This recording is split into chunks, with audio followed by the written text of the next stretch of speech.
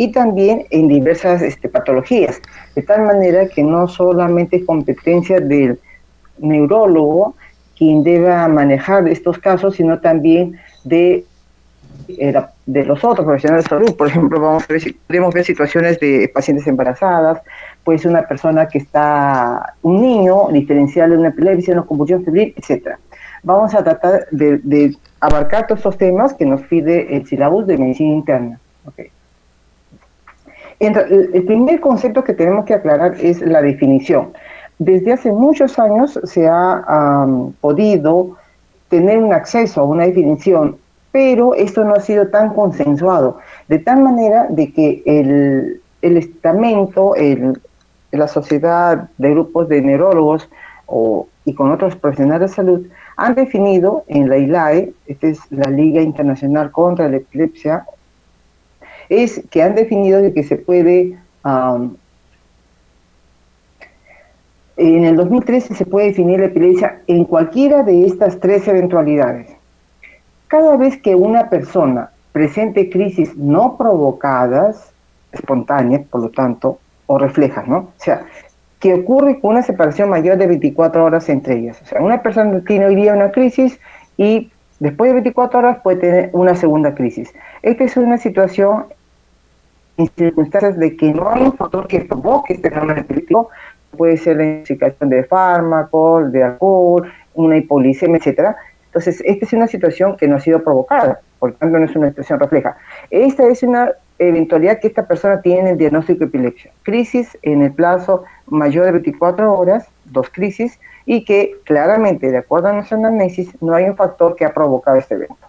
Otra segunda posibilidad en la cual también se define epilepsia es una crisis no provocada, igual, pero y que exista una probabilidad de que se pueda tener un alto, vamos a decir, riesgo, que en los siguientes 10 años se puede producir una recurrencia en general.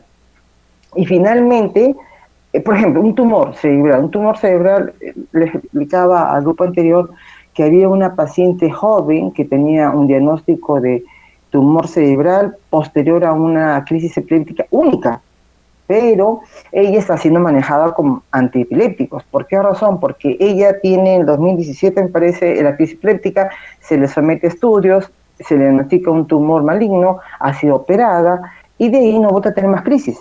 Pero sí justifica el tratamiento en tanto tiene alto riesgo, en realidad, que en los próximos años ella pueda volver a tener crisis, ya sea por la lesión epileptógena provocada por tumor o de repente por la resección también el parénquima perilesional que se ha podido producir en el acto quirúrgico. Entonces, es una eventualidad. Una sola crisis sí justifica, sí, porque el riesgo existe con relación a la población general, ¿no?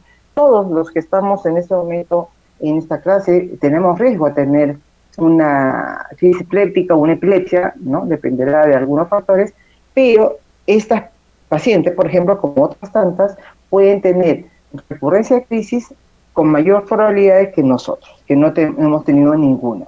Y finalmente, cuando una persona se diagnostica un síndrome epiléptico, que viene a ser una situación en la cual se establece edad, etiología y, digamos, curso de la enfermedad, ¿no? Son escasos, pero se pueden dar claramente. A ver, vamos a ver. Vamos a diferenciar qué cosa es una crisis epiléptica y qué es la epilepsia. En realidad, supone que es lo mismo, pero para decir que la crisis epiléptica viene a ser la ocurrencia transitoria, es muy importante eso. Las crisis epilépticas no duran crónicamente continuo, estaríamos en estado epiléptico o en estado epiléptico, pero la crisis epiléptica comúnmente es un evento transitorio, tiene un inicio, tiene un término bien definido, donde se producen síntomas y signos, y todo esto por un fenómeno de una descarga normal neuronal.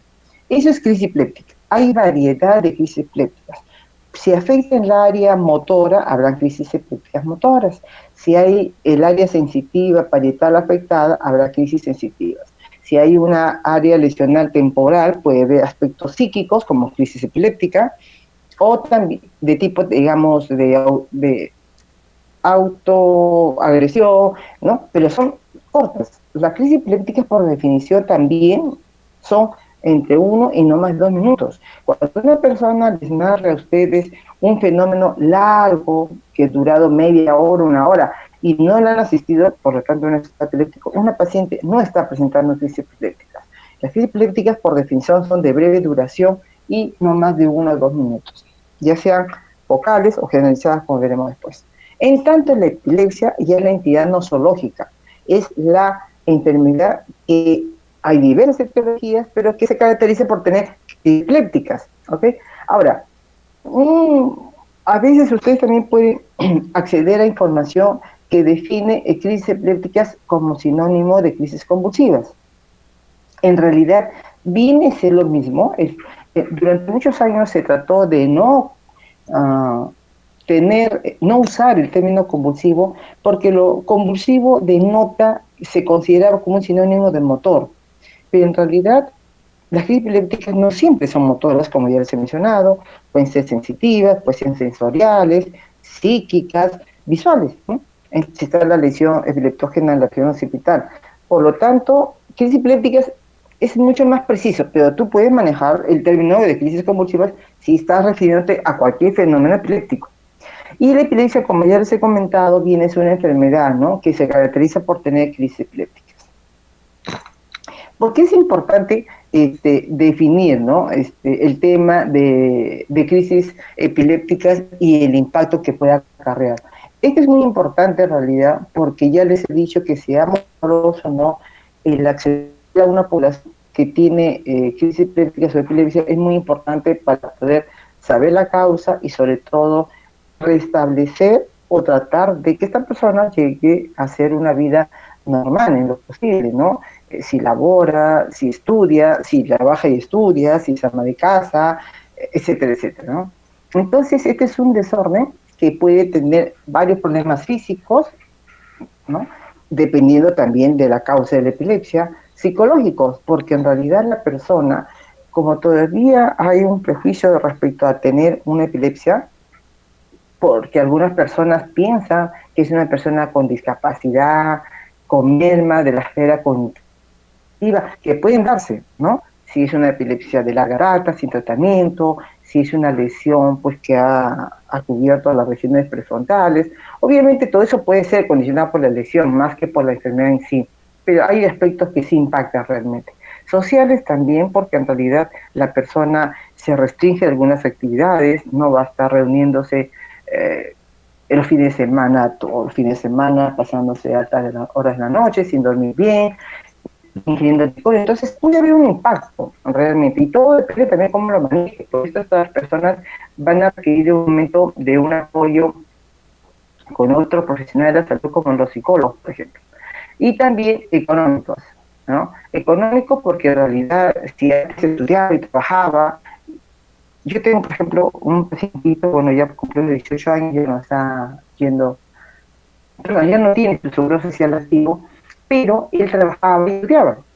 Trabajaba en un supermercado muy conocido, pero a él le impactaba que en la medida que su jefe decía, Juan Percy, tú vas a trabajar en el turno ahora de 8 a 2. Ok. Y la próxima semana vas a estar de 8 de la noche o 2 de la tarde a 10 de la noche, ¿no? Entonces, él podía cambiar su turno. No, el tema es ahí académico de repente. Pero el tema es que él le dice, si tú tienes una adicional, un plus, yo en horas de trabajo te voy a tener un plus económico. Entonces, no se puede acceder a eso. Porque se ponía un trabajo, horas académicas, y eso ya no podía, porque sentía que la misma medicación de repente, y él mismo no se sentía tan seguro, y tanto así que renunció a su trabajo. Un día me dijo, doctora, no, sentía muy presionado en que entonces dejó de labor, ¿no? Y de tal manera que sí es una dolencia que hay que orientar al paciente para poder saber cómo se puede mantener.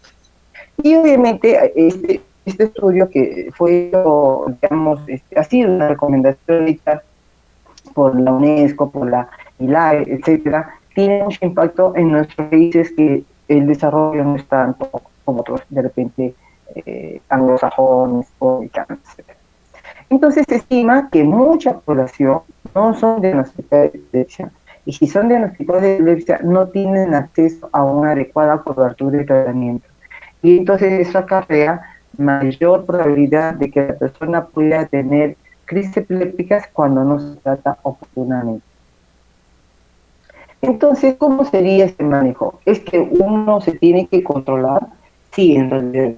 Entonces, tenemos que ver que el impacto de la epilepsia puede ser porque está siendo acarreado a que la persona en realidad no tiene forma de acceder a la medicación de forma regular, lo cual puede hacer que las crisis se tiendan a repetir porque no tiene medicamentos. Una de las finalidades del tratamiento justamente es no curar la enfermedad. La epilepsia no se cura como tal, se autocontrola, y la medicación lo que hace es mejorar el control en tanto la zona epiléptica o la zona irritativa la trata de controlar a través de esos mecanismos. Entonces la persona disminuye su calidad de vida al no poder controlar la crisis, ¿no? Y aunque puede ser aisladas, pues obviamente le puede continuar problemas, ¿no? Algunas veces el paciente se enferma en trabajo, en los estudios, entonces eso debe ser conocido por los demás y comprendido sobre todo. Y sobre todo por la familia. A veces la familia es la que a veces no logra entender mucho de eso. Entonces, nuestra responsabilidad profesional de la salud es el costo directo e indirecto, el impacto, ¿no?, que puede tener y tratar de solucionar. Desde la situación, en realidad. Por eso te digo, esta es una enfermedad que da su magnitud, ¿no?, y de impacto social que puede haber si requiere la participación de varios trabajadores. Y en general, en realidad, el costo directo e indirecto de la epilepsia también se puede reducir en medidas de control efectivas, ¿no? Okay.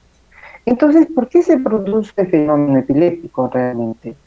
El fenómeno epiléptico es un esquema bastante simple, no lo he hecho yo, lo he copiado de esta literatura que lo ven en la parte de abajo, ¿sí? Entonces podemos ver de que existen mecanismos excitatorios e inhibitorios que entran en juego.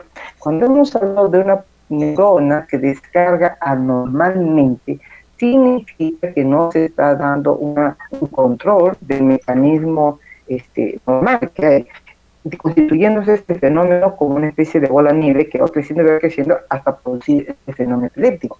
Entonces, ¿qué estructuras intervienen en este fenómeno?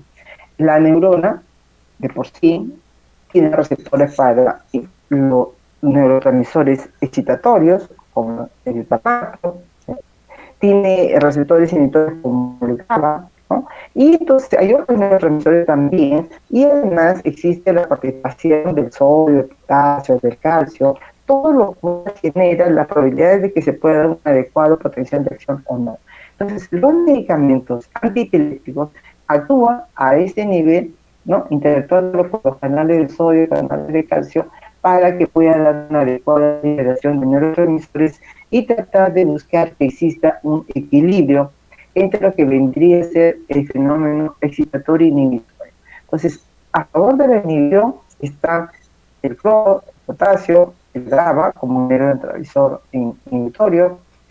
A favor de la excitación, o sea, perpetuar la crisis epiléptica son los influjos de sodio, son medicamentos que impiden justamente esta entrada de estos canales de sodio, corrientes de calcio, y entre los neurotransmisores el glutamato y el aspartato. Entonces, ¿cómo es que se produce este fenómeno? Este fenómeno se produce básicamente si solamente existiera, como en el dedo de mi mano, existiera una población neuronal que comienza a cargar y se queda allí porque los mecanismos inhibitorios lo controlan, no ocurre en un fenómeno epiléptico.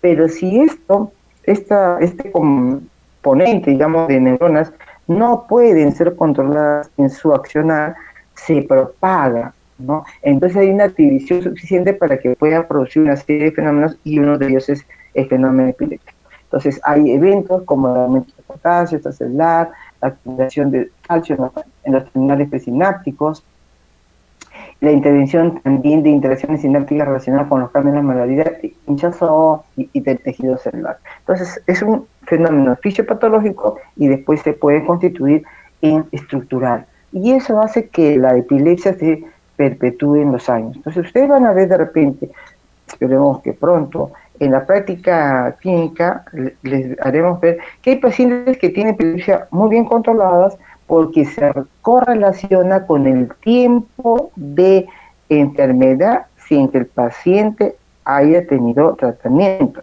Es decir, un factor que influye en que esta enfermedad se perpetúe es si la persona, desde que inicia esa enfermedad hasta que comienza el tratamiento, ha pasado un largo tiempo sin fármacos, a diferencia del grupo de pacientes que reciben muy tempranamente el tratamiento.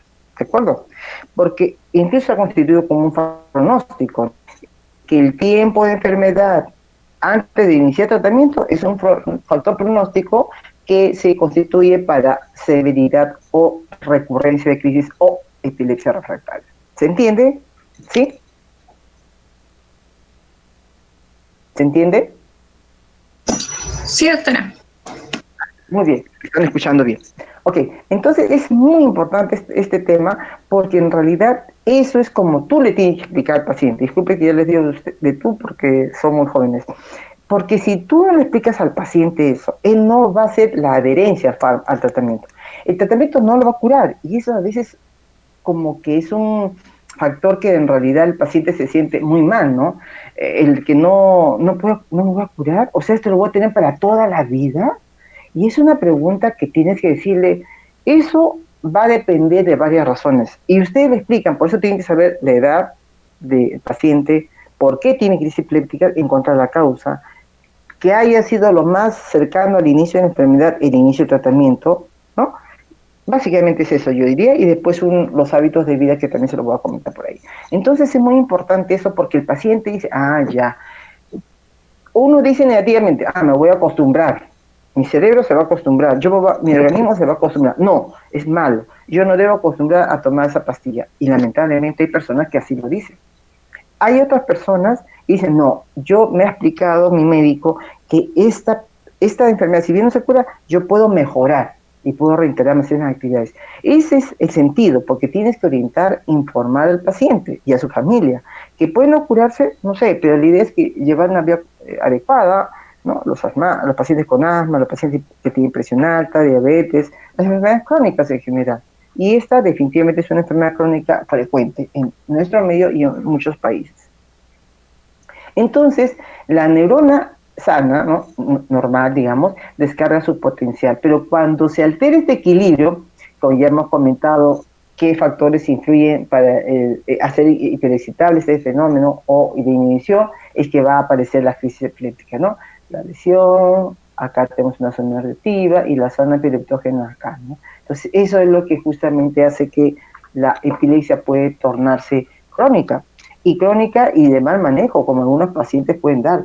Hay pacientes, por ejemplo, en que vienen los pacientes con su casco, todo, ¿y por qué? Porque obviamente se han caído y más de una vez han sufrido una lesión craneal, ¿no? O también impacto, quemaduras. Las señoras que han estado cocinando, pues han sufrido quemaduras. Entonces, hay eventualidades que ya no puedes controlar realmente, ¿no? Porque imagínate si la persona toda su vida se dedicó a cocinar, se hace que esto la hace merma, ¿no? En su vida normal realmente. Entonces, sí, por ahí viene el aspecto psicológico, ¿no? Y hay que trabajar. Cuando se constituye un fenómeno familiar, bueno, hablas con la familia, pero si esta es una persona que está dedicada a un trabajo en un gran restaurante o es su forma de vida, ahí sí hace merma. Entonces hay situaciones un poquito difíciles, pero que debemos saber el médico. El médico no solamente debe ver al paciente como paciente, medicamentos y ya, no. Tienes que tratar, por ahí leí un mensaje que decía, ya bastante tiene el paciente y ser mal tratado por una enfermedad para que encima el médico lo pueda tratar mal. Bueno, es un poco medio exagerado de repente, pero no es la intención de los médicos tratar mal, ¿no? Yo no digo eso, pero de repente es la forma, ¿no? Como abordamos realmente. Y aunque uno se esmere, igualito a veces viene la crítica. Ahí les puedo comentar. Muy bien, entonces, ¿qué está fallando en la génesis del fenómeno epiléptico? No cabe la menor duda que la disminución de la eficacia de los mecanismos inhibitorios, ¿no? Y eso hace que se perpetúen los eventos sinápticos excitatorios. Entonces ya les decía que esta es una enfermedad que puede afectar a cualquier grupo etario, en cualquiera. Sin embargo, En la siguiente lámina vamos a ver, hay dos extremos de la vida que son los muy pequeñitos y los mayores de edad, básicamente los de la tercera edad, ¿no? Básicamente está relacionado a la etiología, pero en cualquier edad se puede dar, ¿ah? Y obviamente, lo dice acá, y ya lo he comentado, que la falta de detección y tratamiento adecuado agrava el pronóstico, y eso acarrea impacto social, mucho sobre lo que viene a ser impacto social, calidad de vida, ¿no? Hay las personas con epilepsia es más arriesgada para, y es una aplicación real, se puede dar, y si te súbita. Esta es la lámina que les decía, los dos grupos etarios donde se puede ver mayor prevalencia de las crisis epilépticas, no en cuanto a etiología, sino al tipo de crisis, ¿no?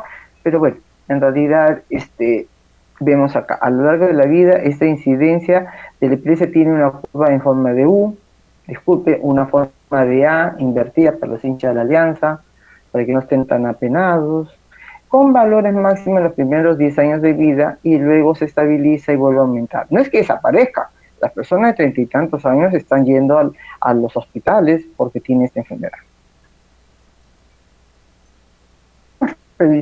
Debido sobre de la ILAE, ¿no? Que es el órgano, digamos, ¿no? Que marca los lineamientos en lo que es epilepsia, básicamente referida a este tema, definición, etiología, fármacos también puede ser, ¿no? Eso ya depende de cada grupo, ¿no? De país. Los Estados Unidos tiene una entidad, la FDA, la Comunidad Europea tiene otra entidad, hay un antiepiléptico que se usa en Estados Unidos, no se puede usar en Europa y viceversa.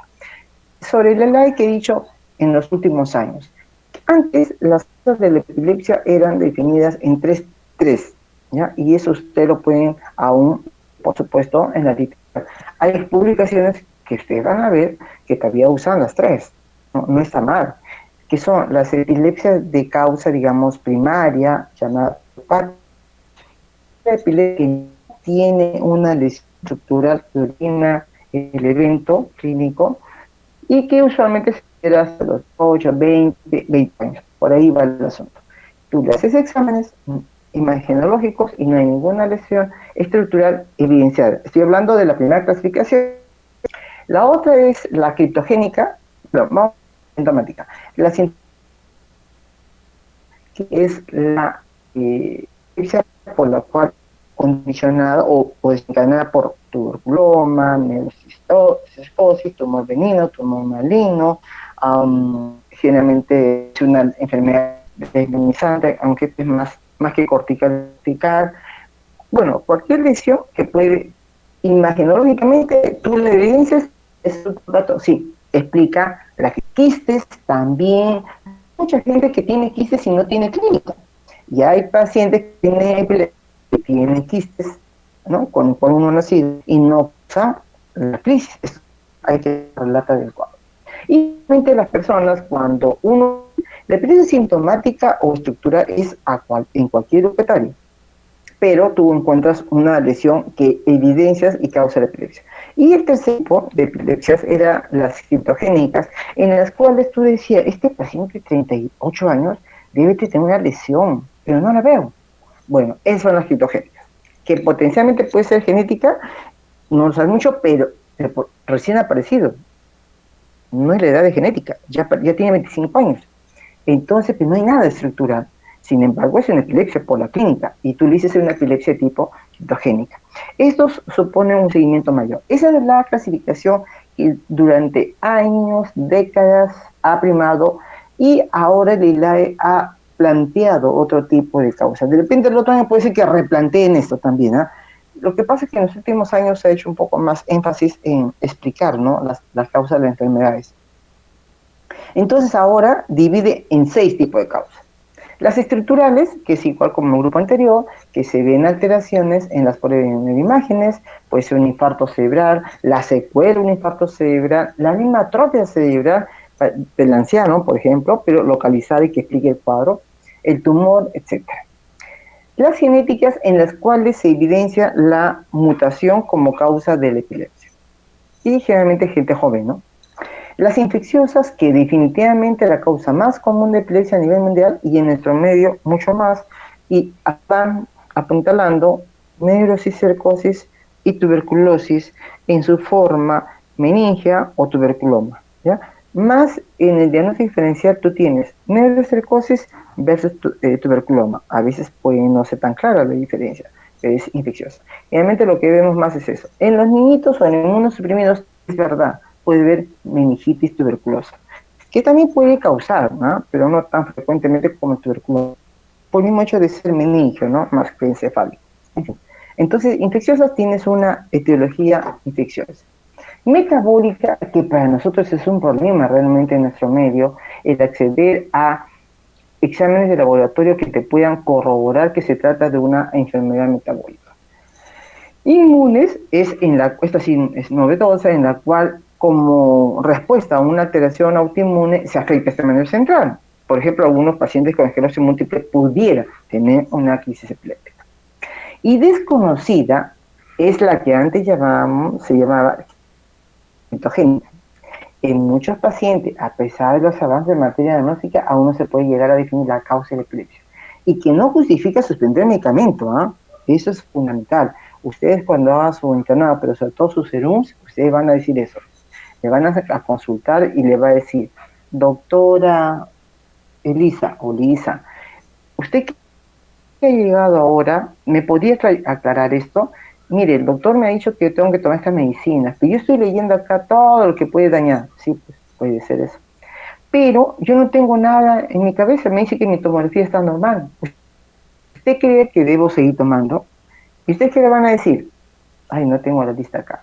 Pero bueno, entonces le van a decir que sí. Y si ustedes, para estar más seguros de la respuesta, tienen que hacer un poquito la anamnesis, porque nadie puede emitir opinión sin información.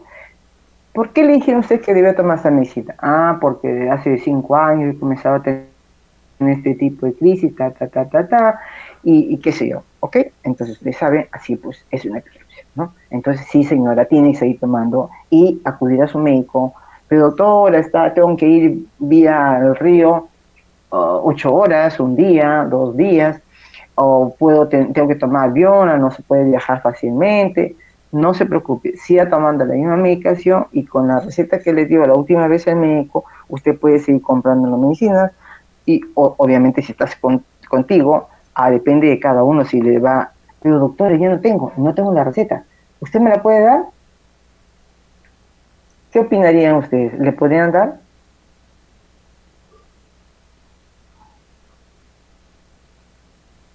¿Se han callado otra vez? No tengo la lista en la mano. ¿Le podrían dar una receta? ¿Aló? ¿Sí o no? Liz, ¿me escuchas tú? Hola. Doctora, al costado está la lista de todos los estudiantes si desea preguntar algo. Ya. Entonces la pregunta va a ser para el intermedio, porque no quería salir la pantalla acá. Ok, muy bien. Pero entonces les voy a decir, sí, siempre y cuando estén informados, porque yo les digo justamente eso. El tema es, tú no puedes emitir opinión sin información, y eso es en todo. Oye, ¿qué te parece? Mira lo que ha pasado acá. ¿De qué se trata? Antes de emitir opinión, tenemos que informarnos en nuestra vida cotidiana y como profesionales de la salud y médicos, con mayor razón. Entonces, usted le puede decir, sí, señora, porque la señora no tiene la receta. A veces nos pasa, ahora, si ustedes tienen reserva, nadie lo puede obligar tampoco, ¿no? Excepto que esté atendiéndose con una historia formal, que ustedes van a escribir manualmente o en el sistema informático. Entonces, antes de prescribir la receta y evitarse problemas legales, que los hay el día a día, sobre todo documento escrito, ¿no? Entonces, a ver, la paciente reporta que en el año número tanto fue atendida por tal centro de salud, no necesariamente el nombre del médico, ¿no? En el centro de salud tanto, en el hospital tanto, donde se le diagnosticó tal, y desde ahí recibe tal medicamento y que actualmente la frecuencia de crisis es tanto, por lo que se le prescribe la receta. Ya está, no hay problema, porque en realidad ella es la que va a tomar, pero ustedes, queda claro que ustedes están recogiendo información. Ahora, voy a pasar a unas láminas donde dice las causas frecuentes de crisis epilépticas, ¿no? Y o epilepsia podría ser, ¿ya? Entonces, en el niño que recién nace y hasta los 28 días de nacido, la hipoxia cerebral producto de un parto distóxico, la hemorragia intracerebral, la hipocalcemia, la hipoglicemia, la sepsis, pueden ser causas de crisis epiléptica. Y si una hemorragia cerebral lesiona, ya se perpetúa, ¿no?, la epilepsia. En el lactante puede haber infecciones del medio central, el traumatismo encefalocraniano porque los niños suben, bajan escaleras, están con triciclo. El niño preescolar, bueno, no está el TEC, pero también podría ser, por el skateboard y esas cosas. Pero acá aparece una entidad que ustedes seguro alguna vez la han escuchado, que es la convulsión febril y las infecciones del sistema central. La convulsión febril es una entidad muy frecuente, es la causa más frecuente por la cual durante su rotación de internado, ustedes van a ver, cuando roten por pediatría, bueno, no sé qué va a pasar en los siguientes años con esta forma, porque actualmente están haciendo primer nivel de atención, hay rotaciones por pediatría, tengo entendido que se les está permitiendo por el tema de la pandemia, pero quiero comentarles igual que la convulsión febril o crisis febril, así también se llama, es la causa más frecuente por la cual una madre lleva a un niño a la emergencia, ¿sí? Entonces, ¿qué es lo que hay que hacer? Fácil, controla la temperatura y nada más. ¿No requiere tratamiento epiléptico? Generalmente no es una epilepsia, pero como tiene un contexto de crisis, quizá amerita electroencéfalo, quizá amerita tomografía, quizá, no siempre, es que por eso está dentro de una situación especial, ¿no? Realmente. Y la infección del sistema nervioso central, que no cabe la menor duda que son frecuentes y a veces son difíciles de diagnosticar porque sobre todo los niños a muy temprana no dice me da la cabeza. El niño de meses no te va a decir tengo dolor de cabeza. Claro, la mamá detecta fiebre, pero lo nota hipoactivo, lo nota que tiende a no comer, está de repente hipotónico, no ha estado así. Bueno, él puede estar teniendo una meningitis bacteriana, agudo, que no son tan raros, pero sobre todo a veces lo tardío del inicio del tratamiento antibiótico puede ser mucho problema para ellos. Muy bien. Ok, en el escolar y en el adolescente, la convulsión febril es entre 5 meses y 5 años, ¿sí? Ese es el grupo etario. Es decir, si yo tengo 48 años, un ejemplo, ¿no? Y tengo fiebre, tengo una crisis epiléptica y yo tengo fiebre, ya no es una crisis febril. No está definida como una convulsión febril. Este es un paciente que tiene una crisis epiléptica precipitada por fiebre, ¿sí? O sea, su umbral epileptógeno es bajo, pues, ¿no? O sea, de tal manera que eso evento lo ha condicionado. ¿Puede ser una crisis refleja? Puede ser. Entonces, por definición, no es epilepsia, ¿no es cierto? Entonces, es bien importante porque cada persona tiene unas características diferentes. Entonces, el escolar y adolescente ya comienza a aparecer. Esta es una lámina en la cual va a considerar ese término, ¿no? De epilepsia primaria o idiopática. En este caso sería una epilepsia genética, ¿no? De acuerdo a la nueva clasificación de etiologías. Pues el TEC, porque el skateboard, porque la bicicleta, piruetas, no sé, hay muchas cosas que se hacen en deportes de aventura o deportes de riesgo sin la adecuada protección, y eso es una responsabilidad nuestra también. Las infecciones sí, tuberculosis, bacterianas, virales, malformaciones es una edad en la cual se manifiestan, usualmente malformaciones arteriovenosas dentro del parénquima cerebral que se rompe, ¿no? O por robo de circulación puede condicionar crisis epiléptica sin que se haya roto. En el adulto ya aparece por encima de los 20 años, ¿no? 22 años, la infecciones que definitivamente es frecuente, virales, tuberculosis, parásitos, hongos, sobre todo en inmunosuprimidos, los tumores primarios, metastásicos, el traumatismo, y si el adulto tiene factor vascular, hipertenso, diabético, pero sobre todo anomalías valvulares, va a ser frecuente el riesgo de enfermedad cerebrovascular. Y finalmente el senil, mayor de 60, 65 años, que puede ser un tumor metastásico, ¿no? O sea, viene un señor de 68 años, tienen que pensar primero en un tumor primario metastásico, más metastásico. Pero también la atrofia, pero doctora, yo veo bastante atrofia. Ya correlacionan. Alguna vez vi un paciente con estatus epiléptico parcial, no me acuerdo, izquierda derecha, comenzó, y había entrado por una patología respiratoria, ya el señor de edad. Y cuando hicimos la tomografía, revelaba una atrofia muy notoria en ambos lóbulos prefrontales, pero sobre todo un lado que coincidía con el lado afectado de crisis epiléptica. Entonces, eso es muy importante realmente, siempre hacer correlato.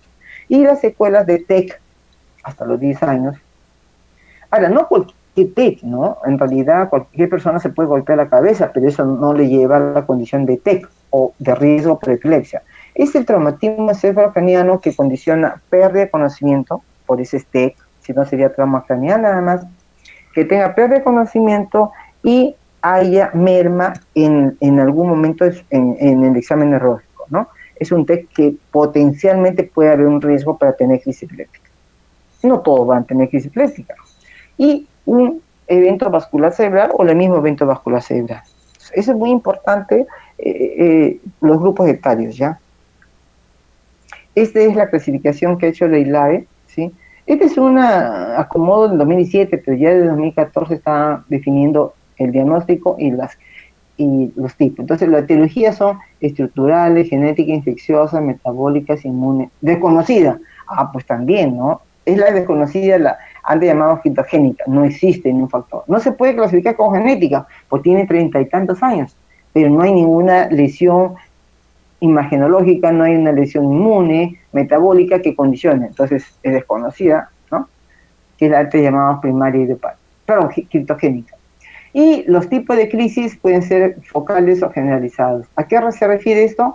Cuando tienen compromiso de conciencia es una crisis generalizada. El paciente no asiste al fenómeno epiléptico.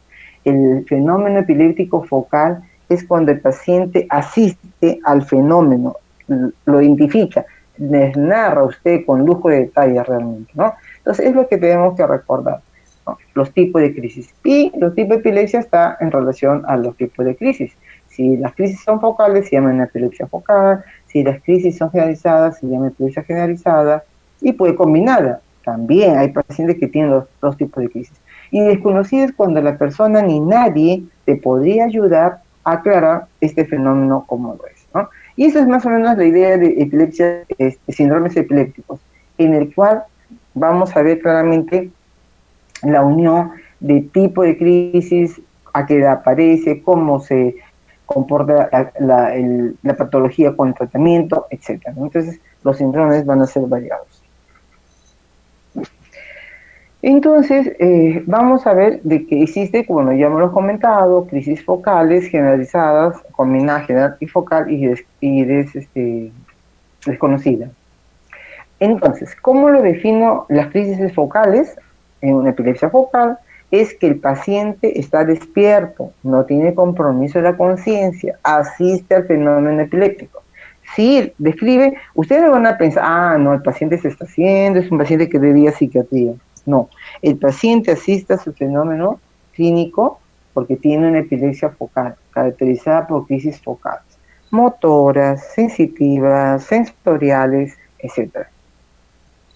En tanto, las crisis generalizadas supone ya o que pierdes el conocimiento, no, o sea, me cae por eso la persona, o hay una alteración de la conciencia, es decir, el paciente está como nublado, confundido, no recuerda, pero no perdió conocimiento, pero no recuerda lo que ha sucedido.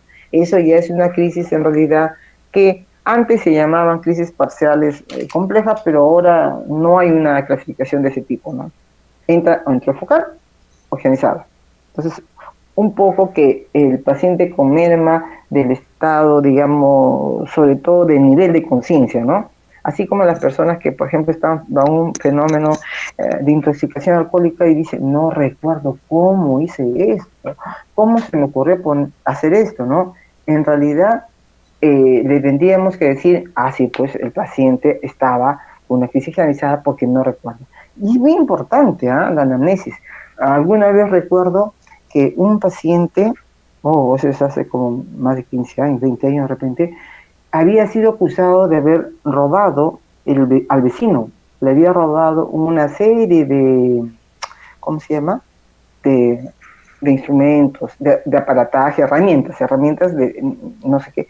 Y el paciente tenía crisis epiléptica y él había hecho su descargo de que él durante su crisis había ido a la casa del vecino y había robado todo esto. Bueno, no vamos a decir robado, extraído.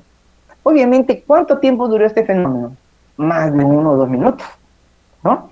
Entonces, eso no puede ser un fenómeno epiléptico, ¿no? Entonces, el paciente quería pues, que nosotros informaran, ¿no? Bueno, cuando hay un informe pedido por él o por la justicia, por la instancia judicial, etcétera, se informa lo que tú has escrito, siempre, por eso la historia clínica es fundamental. Un paciente que tiene crisis epiléptica generalizada, ¿no? Nunca ha tenido una lesión temporal, del lóbulo temporal. Entonces tú dices, no, paciente con crisis generalizadas, cuya tomografía muestra tanto, recibe tratamiento regular o no regular. Punto. No tienes por qué decir, calificar el hecho, tú no eres abogado ni fiscal. Tienes que decir solamente lo que te compete como profesional de la salud. Ok, esto es una lámina, pero bueno, obviamente yo lo he retirado o le he copiado de una publicación de Fisher, es una de las personas que epileptólogos más, digamos que con más impacto, con más publicaciones, una de las que trabajan bastante en el tema de epilepsia. Entonces es más o menos lo que le he dicho, ¿no? Focal es despierto. Esa es la principal que quieren que recordemos. Y generalizado, no, o sea, este es el paciente que puede tener una alteración. Entonces vamos a ver el diagnóstico. ¿Cómo se hace un diagnóstico de la epilepsia? Vamos a terminar diagnóstico para pasar tratamiento para la siguiente parte, ¿les parece? Está bien, doctora. Muchas gracias. Ok, entonces el diagnóstico es anamnesis. Mire, a veces ustedes van a tener que sentarse y escribir, ¿no? Bueno, de repente se me ocurre, estás en un paciente hospitalizado, te sientas, estás transmitiendo que tú tienes el tiempo para escuchar, porque en epilepsia el 80% es diagnóstico clínico, porque nadie te va a decir ni electroencefalograma, bueno, tiene sus excepciones, o imágenes que es una epilepsia. No. La electroencefalografía es un examen de ayuda en el sentido que te dice la condición en la cual en ese momento está tu actividad cerebral, ¿sí? Pero al inicio puede ser normal. Entonces hay que tener mucha cautela en esto. Entonces, y las neuroimágenes lo que te visualiza es la causa. Pero, ¿cómo le pides electro y una tomografía si no tienes un diagnóstico aproximado, ¿no? Por lo menos de sospecha. Entonces, la sospecha es una persona de cualquier operario que tiene un fenómeno brusco, que es fenómeno corto, autolimitado, con sintomatología neurológica, ¿de acuerdo? Entonces, eso es muy, muy importante. Ahora, en el diagnóstico diferencial, por supuesto, pues hay que ver muchas cosas, muchas entidades que pueden hacer confundir y a veces no es tan fácil tampoco, ¿eh? Sobre todo el síncope en población joven, la persona no sabe discernir, pero que ayudaría, acá tengo que, algunas consideraciones clínicas que vamos a comentar un ratito, ¿ya? Y con mucho de origen metabólico, ¿no? Por ejemplo, una persona que tiene diabetes mal controlada y que ha hecho una hipoglicemia, por ejemplo, ¿no? El electro es un examen que es basal, no pueden saltarse un electro. Hay mucha gente que hace la evaluación clínica, pide una tomografía y se va a tratamiento. Eso no está mal, ¿verdad? Pero se salta un elemento importante que no ha perdido vigencia, que es el estudio neurofisiológico en el caso de la epilepsia, que es el electroencefalograma. De rutina se llama, o convencional, que es un examen que dura 30 minutos, en centros asistenciales, particulares, etcétera, se puede hacer. No es un estudio que conlleve riesgo, solamente debe ser tomado, registrado por un técnico entrenado para que pueda captar algunos fenómenos que no necesariamente son epilépticos, ¿no? Y describirlo. No interrumpe el fenómeno, salvo que crea que ya es una crisis epiléptica y si tienen que parar, asistir al paciente. El electro prolongado se hace cuando uno dice, no me queda muy claro, mejor lo someto a varias horas de estudio. Pero acá tenemos un gran problema con los muy prolongados. En 6 horas podemos tener un trabajo asistencial regular, pero ya al tenerlo más de 6 horas y 24 horas supone el ingreso a un ambiente donde pueda pernoctar, etc. Y definitivamente el video electroencefalograma, es decir, registrar el electro con un video y el electro, que es la prueba gold estándar realmente, ¿no? Porque ahí sí ya te califica. No, ese no es un fenómeno epiléptico, este es un fenómeno psíquico, disociación, etc., ¿no? Y finalmente resonancia, que acá no hay tomografía, oh, pobrecita la tomografía. Claro, mide de frente a la resonancia, pero en realidad la tomografía es el siguiente quinto paso, ¿no? Antes de ir a la resonancia, solamente en la resonancia cuando tengas algunas patologías específicas, ¿no? Por razones de costo, realmente. Antes ni siquiera teníamos tomografía, antes del 81, 1981, pero ahora sí tenemos y hay que hacer, definitivamente, cuando sobre todo el paciente tiene un reciente diagnóstico. ¿Qué diferencia más o menos entre el diagnóstico clínico, ¿no? ¿Cómo diferenciar una crisis epiléptica de un síncope? ¿Qué ocurre antes del fenómeno epiléptico? El aura. El aura viene a ser sintomatología previa a desmayarse. Ojo, ¿eh? Pero el aura es una crisis epiléptica, o sea, el paciente notó que hubo un centelleo visual, crisis parcial occipital. Y después, ¡pum!, se desmayó, secundariamente gerenciado, ¿no? Él en cualquier postura tiene esto, o sea, puesta sentado, echado, súbitamente tiene taquicardia y hipertensión, hace cianosis porque durante la crisis epiléptica generalizada el paciente no ventila bien. Usualmente la lengua la traba y la parte respiratoria alta y hay que poner puesto de cabeza para que la lengua caiga a un costado y no hacia atrás. Los síntomas motores son tónicos, clónicos, ¿no? Y recupera poco a poco, poco a poco. El fenómeno epiléptico dura 1 o 2 minutos, pero después poco a poco se va recuperando en 15, 20 minutos, ¿no? Quizá antes. Y eso es normal. Ya cuando pasa media hora y no se ha recuperado, ese paciente ha huecho. Y puede ser un sangrado cerebral, lo tienen que llevar a emergencia. Mientras que el síncope, la persona siente primero que se le nubla la vista, que se le oscurece, zumbido de oídos, generalmente está de pie, aunque está pues sentado también, va poco a poco, no sintiéndose, se empalidece, se transpira, se siente mal, se coge, lento. Pero su recuperación es más rápida, ¿no? ¿Por qué? Porque al ponerle posición en horizontal ya hay un flujo sanguíneo adecuado, entonces la persona ya recupera, ¿no?, su situación previa, digamos. Puede haber sudoración, hipotensión, palidez, ¿no? Y usualmente está inmóvil. Y el extremo, hay una, esa es más que con síncope, el otro lado. Los síntomas está acá inmóvil, no puede, ¿no? Está con preconocimiento. En las crisis psicógenas, o sea, las pacientes que tienen un trastorno, digamos, la esfera afectiva, están, al contrario, ¿no?, quieren golpear, zapatean, o sea, están en la cama y están los pies, los brazos. Ese es un fenómeno raro, eso no se da en epilepsia realmente. Entonces, es como llamar la atención, ¿no? Por muchas razones, evidentemente. Y también en las personas mayores de edad tenemos que hacer un diagnóstico diferencial de la amnesia global transitoria, que es un ataque isquémico transitorio que dura menos de 24 horas, en la cual la persona durante minutos, hasta horas de repente, va a estar con un comportamiento totalmente repetitivo, ¿no? No recuerda qué es, no recuerda lo sucedido, pero es un paciente que tiene factor radiovascular. Entonces, hay diferencias notorias y por lo tanto, ese también entra allá, ¿no?, en estos dos grupos etarios. El diagnóstico entonces es, basándonos en la clínica, vamos a hacer un estudio de electroencefalografía, ¿no?, en el cual te pueda haber una actividad muscular, no hay problema. Esto sí es anormal porque se ve, así como la expresión clínica, súbitamente la aparición de descargas anormales que se pueden repetir durante el trazado, ¿no? Por eso hay que hacer un trazado mínimo de 20 minutos hasta 30. ¿Qué tenemos que hacer? Tomografía, definitivamente tenemos que ver las lesiones, si es que hay, a cualquier edad. Hay niños, entre comillas, que tienen derecho a tener tumores. No se nos puede ir, no es un niño, la doctora dijo que grupo de tal chiquito. No, tiene que haber una tomografía mínima.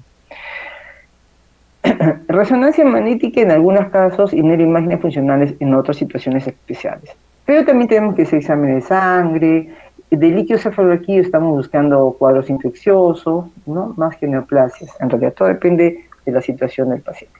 Un electro normal entonces significa un trazado electroencefalográfico sin mayores variaciones en su morfología. Este es un paciente que tiene en este hemisferio descargas anormales. Bueno, este es un esquema, esto ya no. Este es un electro de crisis generalizada donde se ve, ¿no?, la presencia de puntas, spikes, algunos le dicen espigas, pero debería decirse puntas o spikes.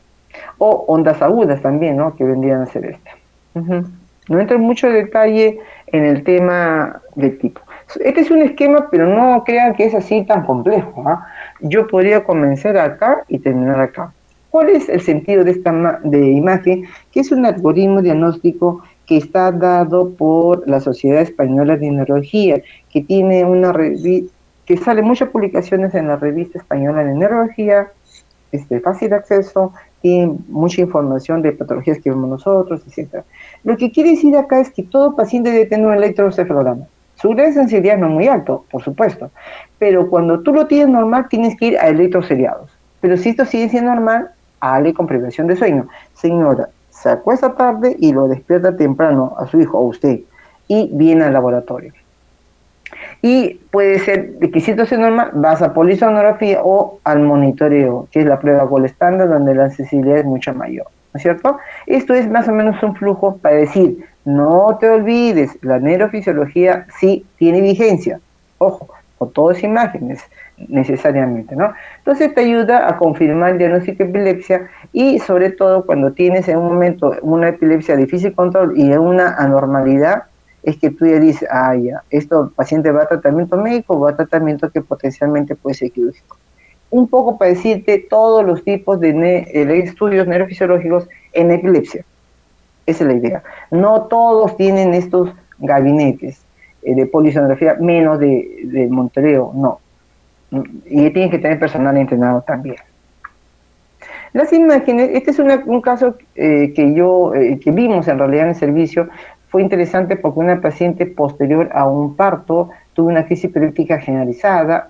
Obviamente lo que tienes que hacer es una tomografía y con contraste. Y se vio una malformación arteriovenosa prefrontal, bien alta. Obviamente explicaba el cuadro clínico generalizado. ¿Cuándo lo tendría? Uy, de repente desde que nació. Entonces hay que tener mucha cautela, ¿no? Ella sí se tenía que hacer. Ya de comportamiento si se hace una panangiografía para saber si se debe o no se debe operar. Y las resonancias, que sí te ayudan es para ver este tipo de lesiones que sin contraste no se ve mucho y con contraste mejor, en que es la parte interna del lóbulo temporal, digamos, esta casi no la ves en la tomografía, tiene una esclerosis. Entonces la esclerosis mesial es causa frecuente, sobre todo en las epilepsias que tienen tomografías normales y no son de fácil control. ¿Cuándo recomienda la ILAE pedir una resonancia magnética? Cuando tienes crisis focales, casi siempre deberías pedir resonancia. Cuando tengas también una epilepsia que no está tan controlada, cuando tengas examen neurológico focal, tienes que hacer una resonancia también. La epilepsia refractaria, que es una epilepsia en la cual tú instalas tratamiento, 2 esquemas de tratamiento y fracasas, ¿no? O epilepsias que estaban muy bien y ahora incontrolables. Tienes que enfocar desde cero nuevamente, porque algo está pasando acá.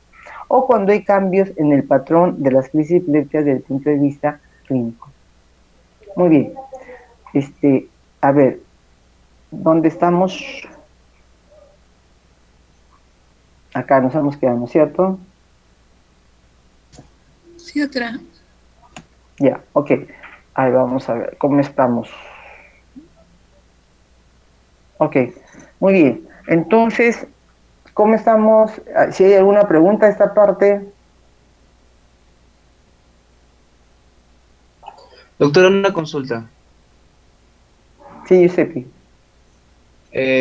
Primero, si tengo una crisis epiléptica que me dura horas, ¿en qué debería pensar? Y otra pregunta. ¿Ah? Otra preguntita también era sobre la crisis focal.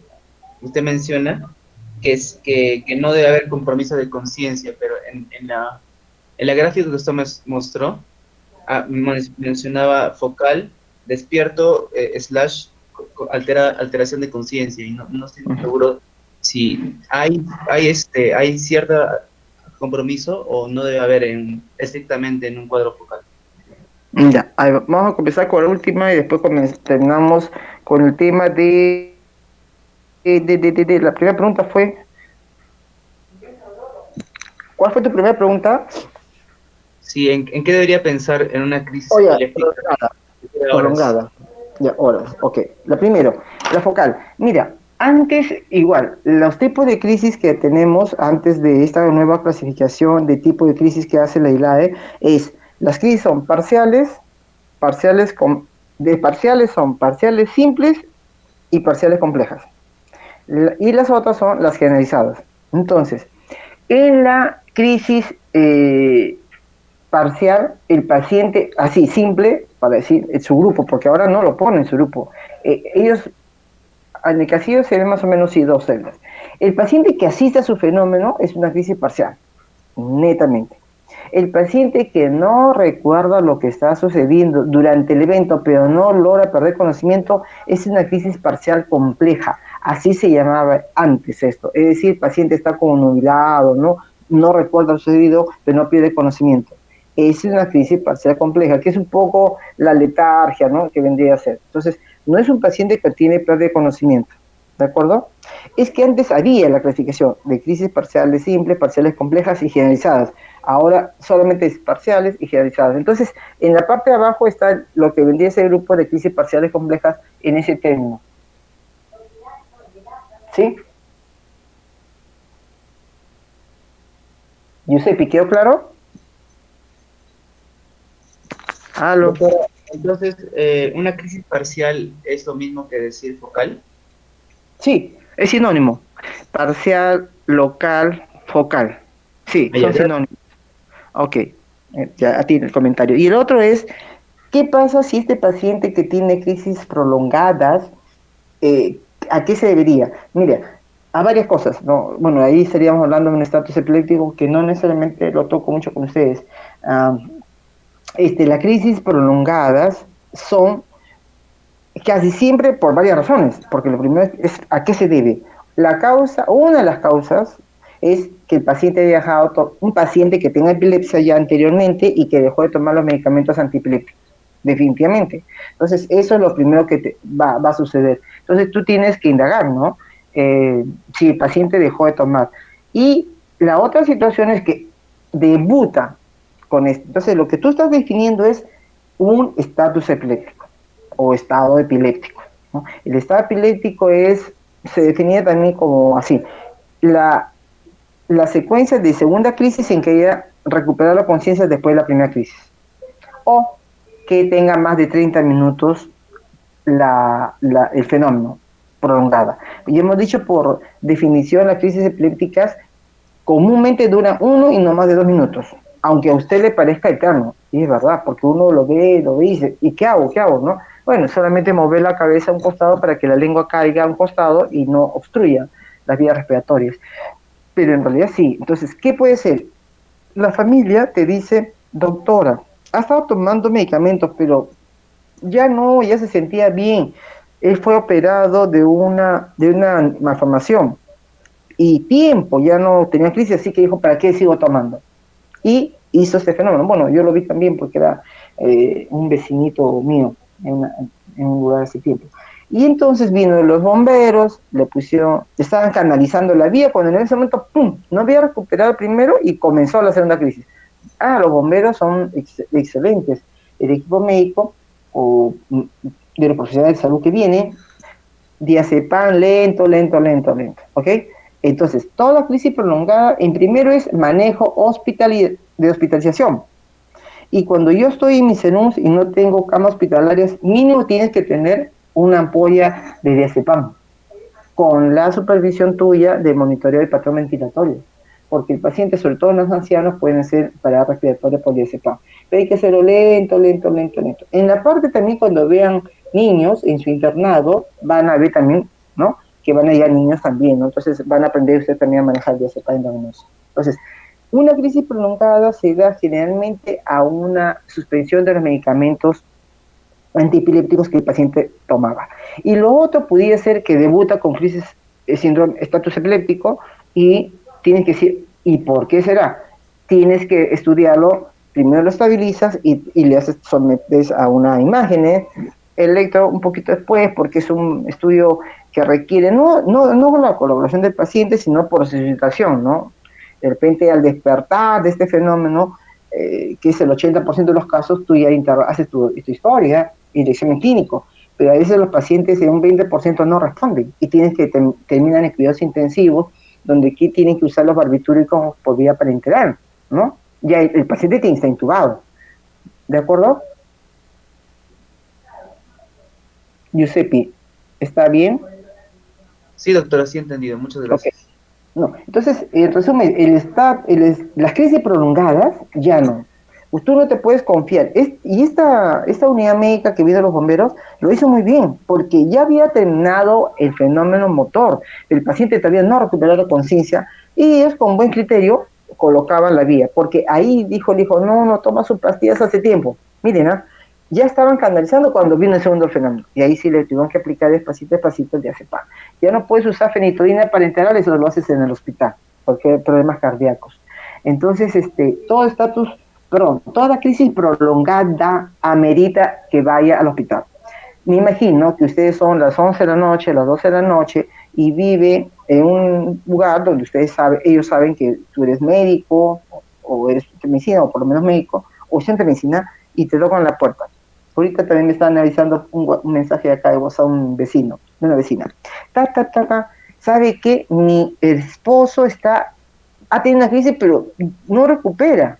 A ese paciente le tienes que decir, o a esa persona, señor, inmediatamente llame bueno, yo creo que funcionan bastante los bomberos, ¿no? Que las unidades médicas del SAMU, pero hay que llamar, pues, ¿no? Para que lo traslade al hospital. Toda crisis prolongada que está durando más de 2 minutos, ya no. Ese paciente corre riesgo de estado epiléptico sinónimo de hospitalización, por lo menos en emergencia. Y quizá hospitalizarlo. Hemos visto casos de que lo tienen en emergencia, un día, el día siguiente sale de alta, regresa otra vez, y peor de repente, porque vamos a hablar después cuando hablemos de tratamiento, si tú no lo impregnas con la medicación mínimo 2 a 4 días, ese paciente se va a volver a tener crisis. No, pero si ya no tiene más crisis ahorita, porque está con la fenitoína parenteral que le has puesto hasta ayer, y estás poniendo ahorita cada 8, pero pasado mañana no va a tener nada en la sangre, y va a tener otra vez el fenómeno epiléptico. Por favor, eso es importante. Si ustedes van a ser jefes de guardia, con mayor razón, no enviarte un paciente que ha entrado por estado epiléptico. Amerita hospitalización hasta saber claramente por qué fue la causa y sobre todo si está impregnado, ¿no?, con los medicamentos. Muy bien, campeones. ¿Algún otro comentario? Todavía tenemos tiempo, media hora para tratamiento, creo que sí. Sí, es más que suficiente.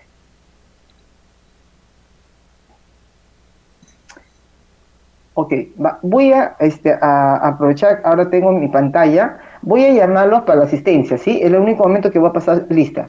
A ver, Acosta. Presente, doctora. No, día me presento nomás, pues ya me hacen sentir. Ya, ok. Alanya. Alanya. Presente. Gracias. Alarcón. Presente. Ok, gracias. Arias. Presente, doctora. Arroyo. Presente, doctora. Gracias. Cawi. Presente, doctora. Gracias. Cárdenas. Presente. Castillo. Presente. Castro.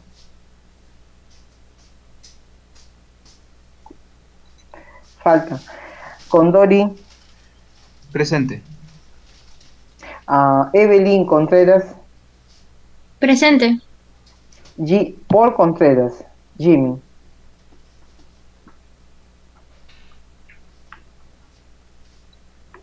Falta. Marcelo Fernández. Presente. Gracias. Fernando Giseli. Presente. Víctor Raúl García. Presente. Cristian Gutiérrez. Presente. Ya sabemos que está Marjorie.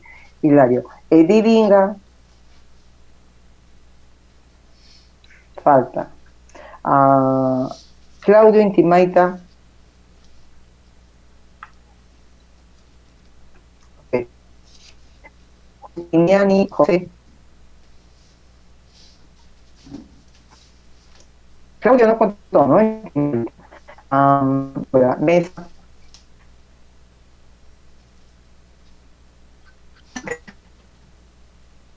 ¿Quién es? Mesa. Débora. Sí. Molina. Antonio Molina. Presente, doctora. Gracias. Luis Nimbona Sánchez. Presente. Ok. Lisette Olano. ¿No?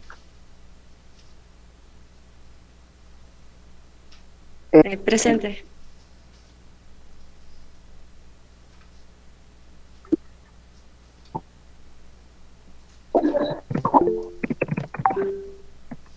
falta. Yarleque Euler. Presente. Yarleque. Presente. Ya. Doctora, Licedo Lano está teniendo problemas con su micro. ¿Qué? Mi compañera Licedo Lano está teniendo problemas con su micro, pero sí está escribiendo en el chat.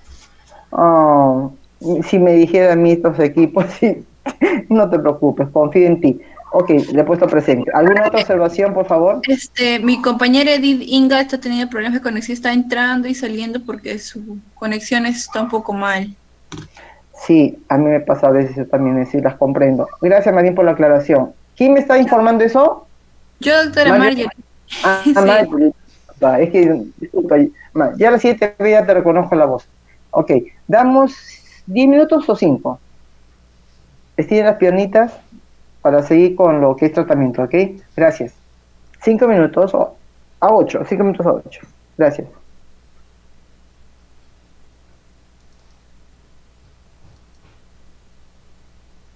Sí, no ha sido muy fácil realmente durante años. Durante años, a ver, el término convulsión es sinónimo de crisis convulsiva, ¿sí? ¿Sí? ¿Me está escuchando? Sí, doctora. Ya, ok. Y eso tú lo puedes leer. Por ejemplo, ahorita entras terminando en la tarde una revisión. Se me ocurre cualquier tema, ¿ya? Epilepsia en el adulto mayor. Y puede decir, bueno, presentamos el caso de un paciente de 78 años de edad que comenzó con crisis convulsiva, Entonces dice, y en ninguna parte dice crisis epilépticas. Ya les he dicho, durante muchos años el término de crisis convulsivas ha sido usado como un sinónimo de crisis epilépticas. Se recomienda que uno debería decir crisis epilépticas, e incluso hay un momento que no podíamos usar el término de crisis convulsiva, pero ahora se ha vuelto, porque siempre en medicina hay ciclos. Por ejemplo, el corticoide, sí, para todo el parálisis facial. No, ya no. Ahora sí, pero... Entonces, el término es, de definición, crisis epilépticas es sinónimo de crisis convulsiva, sí. ¿Por qué en realidad la gente que quería que no se usara lo convulsivo como definición en epilepsia? Porque usualmente el fenómeno convulsivo denota movimiento, ¿no? Un fenómeno motor. Y hemos visto que no todos los tipos de crisis son motores. Por eso es. Entonces, ahora se ha vuelto a usar nuevamente crisis convulsiva. No está mal. Tú puedes decir, doctora, ¿sabe qué? Y es así, ¿eh? Hoy día hay reunión en el servicio. Por ejemplo, una residente dice, bueno, vamos a presentar el caso de JPH, de 38 años de edad, que viene del Huancayo. Él es administrador y que ha tenido crisis convulsiva hace 2 años de tales características. En los últimos meses ha hecho más frecuente esta crisis convulsiva y la última. No le vas a corregir en un momento que se está refiriendo a crisis epiléptica, porque de repente habla generalmente de un fenómeno motor, pero no es lo mismo. O sea, la crisis convulsiva, síndrome convulsivo es para hablar todo, no solamente de un fenómeno motor, sino cualquier tipo de crisis, dependiendo el área cortical afectada. ¿De acuerdo? Sí, doctora. Y lo otro fue otra cosa más. El comentario fue otra cosa. ¿Qué más? Crisis epiléptica refleja. Bueno, en realidad una crisis epiléptica o una crisis convulsiva refleja, ya no estamos hablando de epilepsia, ¿no? Porque no puede ser refleja. Por ejemplo, refleja es causada por algo más directo, más que... Pero doctora, el tumor también condiciona crisis epiléptica. Sí, pero los reflejos se están refiriendo a un fenómeno transitorio que no perpetúa, que en otras condiciones puede o no darse. Se me ocurre la privación del sueño como solamente. Puede ser, si tú tienes un joven de 14 años de edad, vamos a poner 15, entrando a quinta secundaria o en quinta secundaria, que se amaneció porque la clase de física, no sé, se me ocurre, química, es muy difícil y toda la noche se pasó en vela. Un día después hace un fenómeno epiléptico, crisis convulsiva, crisis epiléptica generalizada. Hace tomografía normal, electro normal. ¿Tú qué tienes que hacer? No cumple el segundo criterio, por definición, porque en realidad, si tú encontraste este joven un tumor, ahí sí, pero si este pacientito, ¿qué ha sido entonces? Ha precipitado la deprivación del sueño y el estrés. Por eso el estilo de vida es muy importante en estos pacientes, ¿me entiendes? Por lo tanto, no tiene que ser justamente refleja, porque ya no sería una epilepsia. son crisis justamente que se dan no por una situación debido a algo, ¿no? Por eso la convulsión febril, aunque hay un fenómeno fisiopatológico parecido, sin embargo no está considerada como una epilepsia, ¿no? Eso es así. Entonces lo que tienes que tener en cuenta es el factor. Pero he hecho hemorragia, entonces una epilepsia refleja. No, no es así. En un momento, ¿de dónde sale este fenómeno, estas palabras? O sea, bueno, ustedes ya me imagino habrían nacido, no lo sé. Cuando comenzó a usarse mucho Nintendo por primera vez en Japón, bueno, lo descubrió esta tecnología, no sé, pues sería hace 15 años, 20 años puede ser. ¿Hace qué tiempo? Bueno, entonces, ¿qué pasó? Yo te voy a decir, el paciente, ¿qué hace? La población, ¿qué hace? Pues está mirando muchos videojuegos, muchas horas frente a la computadora. Bueno, ahí todavía no había tanto computadora, ¿no? Como ahora. Entonces decían, no, esta es una epilepsia refleja, no necesita tratamiento. ¿Por qué? Porque tú le cortas eso y ya no tiene... Porque el tratamiento que vamos a ver ahora es largo, todos los días, y tiene riesgos, aparte de los beneficios. Entonces, si tú sabes que hay un factor que siempre va a estar, ¿no?, situando como un no reflejo, o sea, la hipoglicemia, siente hipoglicemia, tiene crisis epiléptica, obviamente eso es ese tratamiento, no es el medicamento antiepiléptico, ¿me entiendes?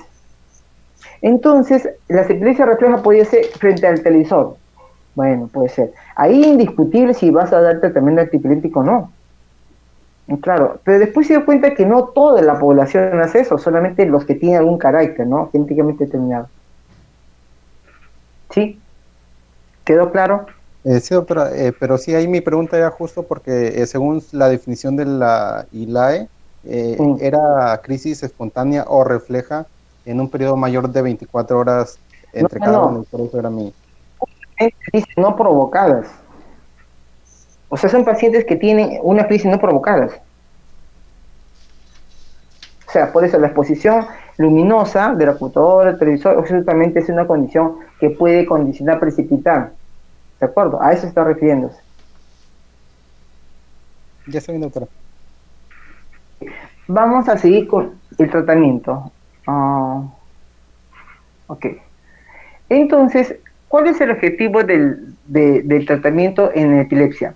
Es lograr un control óptimo de las crisis epilépticas, ¿no?, con promoción de hábitos saludables. O sea, la persona tiene que dormir para su edad, por ejemplo, si es una persona joven, 8 horas, si es una persona mayor, 6 horas, ¿no?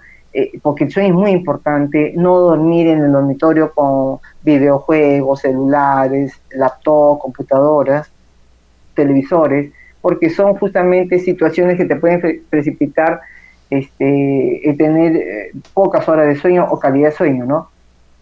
Y tratamiento farmacológico eficaz. Posible, en algunos casos excepcionales, un 5% de la población que tiene epilepsia puede llevar a una cirugía. Minimizar los riesgos a los pacientes epilépticos con prevención adecuada, ¿no?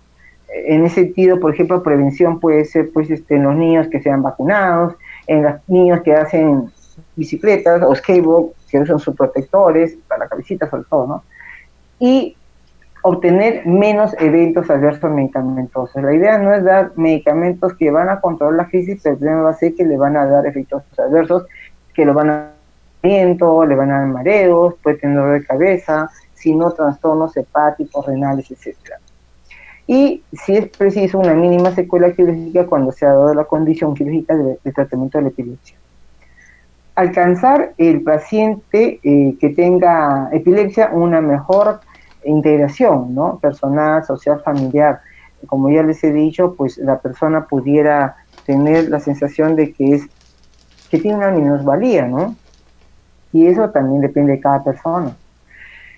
Entonces el tratamiento no solamente debe darse al paciente las indicaciones, sino también al familiar, para que pueda no tener inquietudes, ¿no?, sobre lo que está recibiendo, y justamente para que pueda tener la observancia de que periódicamente se le tienen que hacer exámenes, sobre todo de laboratorio, hígado o riñón, dependiendo de la vía de eliminación de estos fármacos antiepilépticos.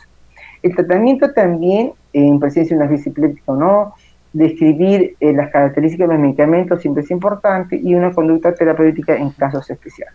Esta lámina lo que les quiere decir es cómo es que a través de un estudio que se ha hecho en las últimas décadas, pues en la década del cerebro de 1990, es que se ha podido determinar muchos de los sitios donde se ocurren o las causales de los fenómenos epilépticos, Por esa razón, en este esquema, más o menos lo que busca es decir dónde tú puedes actuar. Este grupo de fármacos, como la fenitoína, carbamazepina, ácido valproico, la motrigina, pueden tranquilamente, a través de su accionar de los canales de sodio, tratar de que este fenómeno de excitación no se dé.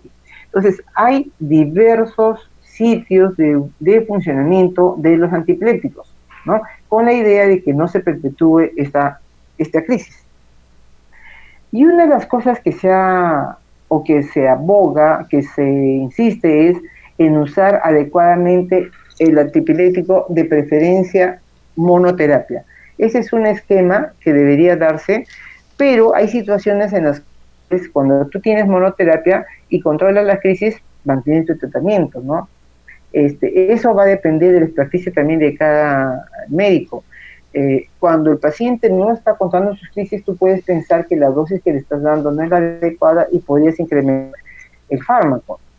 O puedes dosarlo en sangre, algunos se hacen, otros no, y lo vas vigilando, eventos adversos y eventos adecuados.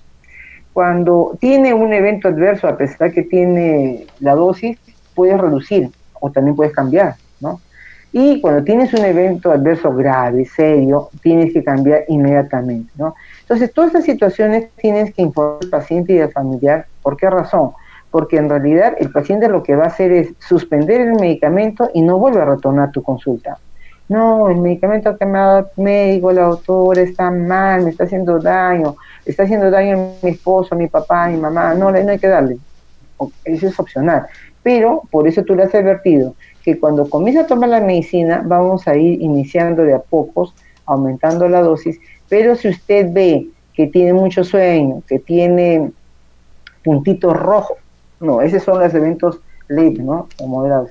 Pero si tiene un evento adverso grave, puntitos rojos que pueden hacer lesiones hematológicas o hasta Steven Johnson, que puede ser hasta mortal, inmediatamente tiene que ir al hospital, ¿no? Entonces eso hay que ir viendo poco a poco. Entonces siempre hay que ir aumentando, jugando con la dosis mayor o menor, dependiendo cómo va tolerando la persona, pero sobre todo también la crisis. ¿Y esto qué supone? Un control del paciente que en forma más regular se acerque al hospital en realidad. Porque el paciente, si tú le dices, señor, la primera vez dice, de acá a 3 meses lo vuelvo a ver. Eso nos pasa a veces en la seguridad social. Entonces, el paciente, para obtener una cita no es tan fácil. ¿Y con quién va a conversar si tiene un evento que comentar, ¿no? Entonces, hay que dejar la puerta abierta para estas situaciones de inicio, de tratamiento de inicio reciente, para que pueda tener una opción de retornar a la consulta si se estuviera dando un evento adverso. Leve, incluso moderado, o moderado severo. ¿Por qué leve? Porque el paciente lo que va a decir, no, mejor no tomo nada, no quiero tener ese fastidio, ¿no? Hasta temblores, qué sé yo. Entonces, a veces cuando ya tienes una situación que has cambiado este medicamento por otro, pero tienes igual cualquier evento o no controla la crisis, ahí sí puedes combinar 2 fármacos antiepilépticos con la finalidad de control de la crisis y mantener el tratamiento, y si no controla la crisis, combinaciones alternativas, ¿no? Puede ser 2, 3 fármacos. Hay pacientes que están tomando hasta 4 fármacos realmente. Esto es lo que aparece en la guía guía práctica clínica aprobada por el Ministerio de Salud para epilepsia. Entonces, acá hay fármacos de amplio espectro, de poco, pero no todos estos medicamentos hay en el Perú, no todos, ¿ya? Entonces, pero de todas maneras, me imagino que el Ministerio de Salud ha dispuesto que eso es lo que podría recibir el paciente. Bueno, esto no sé si están viéndolo bien, de repente hay mucha claridad. Bueno, ok. Entonces, ¿qué es lo que buscan los fármacos antiepilépticos? ¿Qué es de lo que deberías conocer? En primer lugar, el porcentaje que tienes de unión a las proteínas. La porción libre es la fracción que es la que actúa en lo que es el control de la crisis.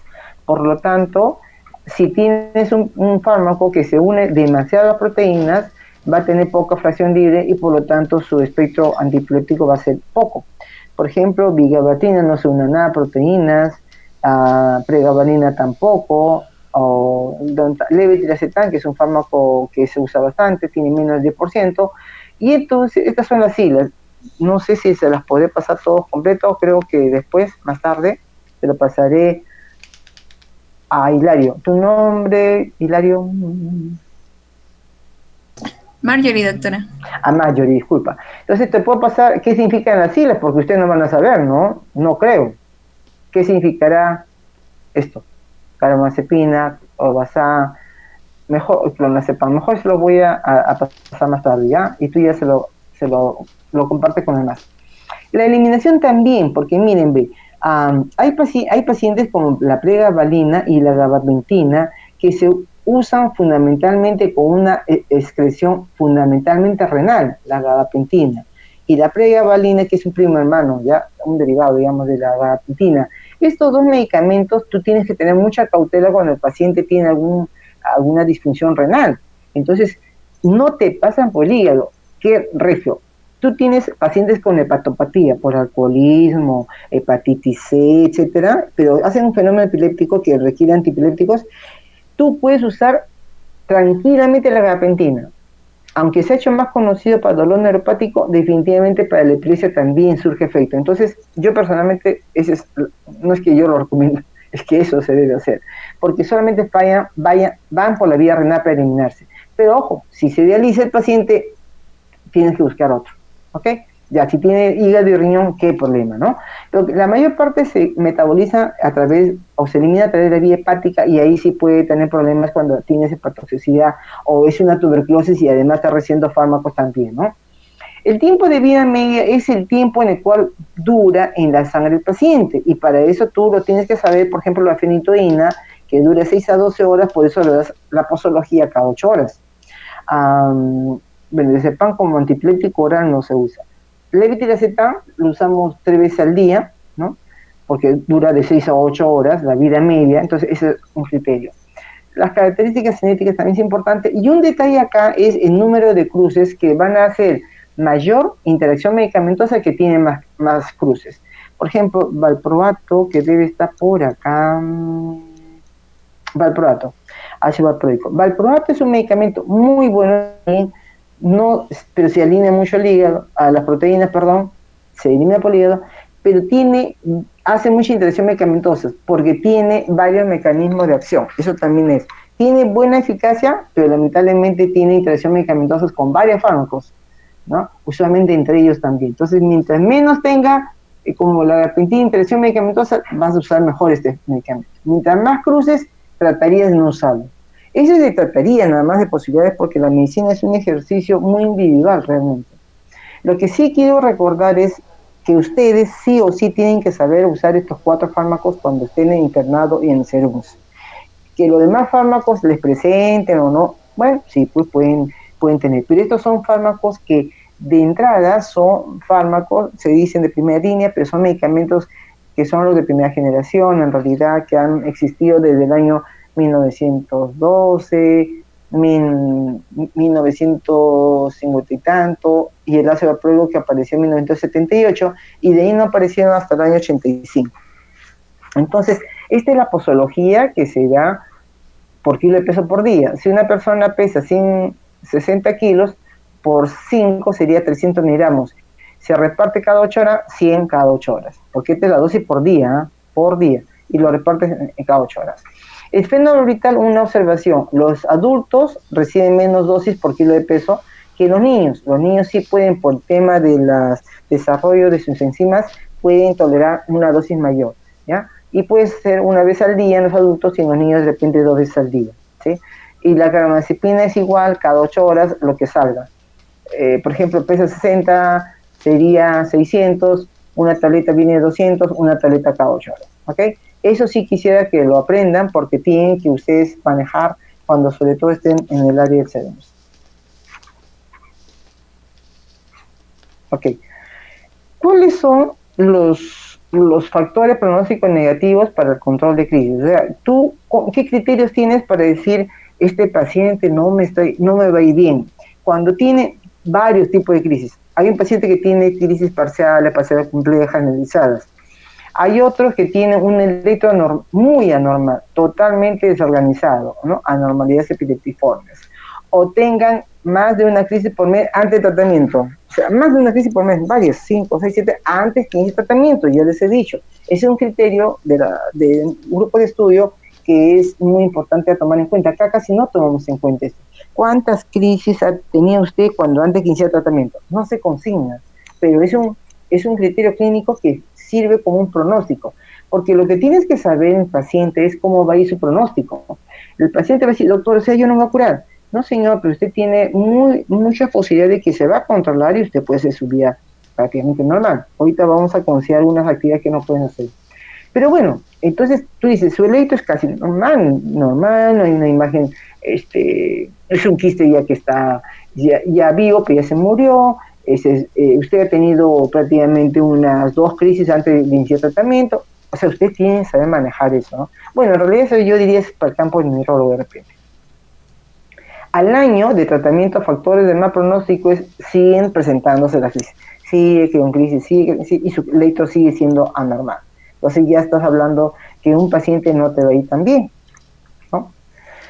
Y cuando se considera remisión de la epilepsia, son los pacientes que han tenido, digamos, en los últimos 5 años, sin tratamiento medicamentoso, ya no han tenido más crisis. Pero eso también es relativo, porque depende muchas veces de la condición médica. A veces uno cumple con regir eso y no es simple así. Una cosa que es bien importante es, si tú estás trabajando en primer nivel de atención, tú vas a manejar los pacientes que tienen crisis, pero en forma controlada, ¿no? Le estás prescribiendo medicamentos. Pero si ya estás teniendo un paciente que te va a emergencia varias veces, tienes que derivarlo al segundo nivel de atención, y quizá un paciente que requiera una epilepsia de difícil control, que no está controlando bien y ya está tomando todo el medicamento, lo retornas o lo regresas al tercer nivel de atención, ¿ya? Hay que trabajar mucho en este tema, paciente, familia, a los profesionales no médicos, porque a veces el farmacéutico le dice, no tome, señor, eso le han indicado pues, es para la epilepsia, bueno, y como si fuera así tan trágico, ¿no? Entonces el paciente fácilmente puede interrumpir su tratamiento. Aspectos sociales, y acá es importante, esta es la última lámina en que quisiera hacerles comentarios. Como yo le decía, en el 2014 en la OMS dijo que la carga mundial de epilepsia y la necesidad de medidas coordinadas en los países para abordar sus consecuencias sanitarias y sociales y su conocimiento por el público. Porque ya les he dicho, hay pacientes, no sé si ahora, ¿no? Pero había un joven, me acuerdo, una vez vino, pero así tan deprimido porque lo habían sacado del trabajo al haber tenido una crisis epiléptica, trabajaba en una entidad bancaria, se lo retiraron. Hay países donde hay legislación más clara sobre epilepsia y, por ejemplo, brevetes no te pueden dar si tú no tienes una epilepsia controlada. Se espera, en general, que la tercera causa de muerte por accidente de tránsito ocurra en las personas que tienen una epilepsia, obviamente no controlada. Sí, sin embargo, un tema sobre deportes. Si tú tienes una epilepsia controlada, no habría problema para algunas actividades. Por ejemplo, entrar al mar no puedes hacer si no tienes una epilepsia controlada. Deporte de aventura tampoco, por lógicas razones. E incluso en piscina, para natación podría ser, pero vigilado, ¿no? Con un familiar. Viajes, a veces te preguntan si puede viajar a altura. Sí, no hay problema, pero no deje de tomar la medicación. No, llegando allá me tomo mi coca, o chacha, la coca. No, pues también no sea así. Tiene que tomar sus medicamentos nada más. Doctora, ¿sabe qué? Me van a operar, dice que tengo que dejar de tomar la medicación. No necesariamente. Pero me van a operar del estómago. Bueno, eso ya el médico te pide una interconsulta y tienes que recomendarle algunos medicamentos que se pueden usar por vía parenteral. Ojo, de repente el medicamento que el paciente lo estabiliza no hay por vía parenteral. Ese es un manejo que hay de mucho cuidado y hay que tener en cautela, ¿no? Las grandes cirugías de estómago, por cualquier razón, el paciente no puede dejar tomar la medicación, pero no puede tragar alimentos. Entonces tiene que usar la vía parenteral de los medicamentos antipilépticos que se usan por vía parenteral. Entonces cuando viaja la persona puede hacerlo, pero siempre y cuando esté tomando la medicación. Pero es un paciente que no está controlado, tampoco va a hacer trabajo, ¿no? Obviamente. Entonces la finalidad entonces es buscar el control de las crisis en general. Porque suponte que tú estás con tu hijo, ¿no? O tu hermano, y tú te vas a trabajar, y el hermano no tiene una epilepsia controlada, o sea, una epilepsia que no revierte mayor vigilancia.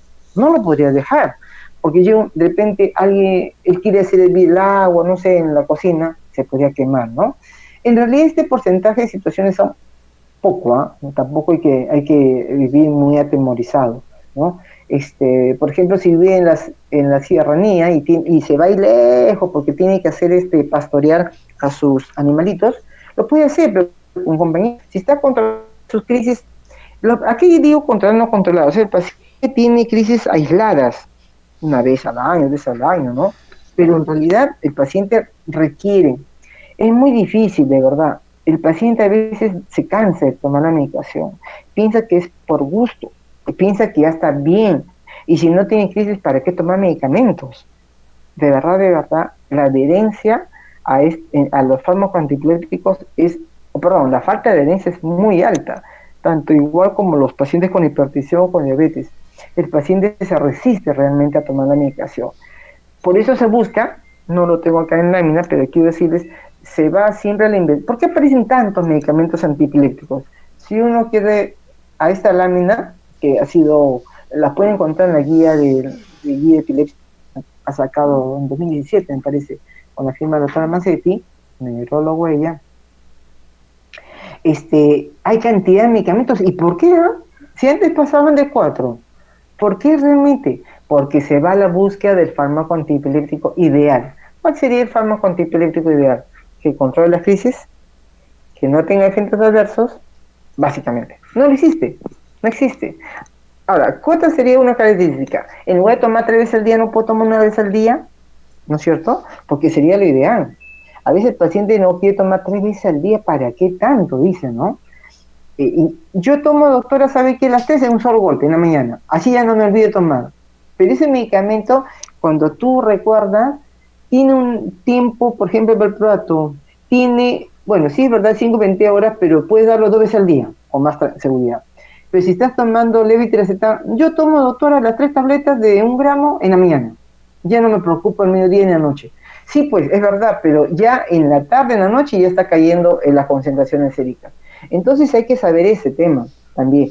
Pero así eso se va, por eso se investiga mucho sobre nuevos antiepilépticos. Por eso han habido gran cantidad de antiepilépticos en la búsqueda de que sea uno que pueda controlar varios tipos de crisis epilépticas, parciales complejas, generalizadas, y sobre todo que tenga mínimos eventos adversos y no haya interacción medicamentosa. Por eso se busca el antiepiléptico ideal, que hasta ahora no lo hay, y han aparecido por eso tantos medicamentos en la búsqueda de esto, ¿no? Pero obviamente acá tenemos, por ejemplo, clonazepam, la motrigina, el levetiracetam, topiramato, valproato, carbamazepina, gabapentina, oscarbazepina, fenolizal, fenilidina, pregabalina, ya está, ok.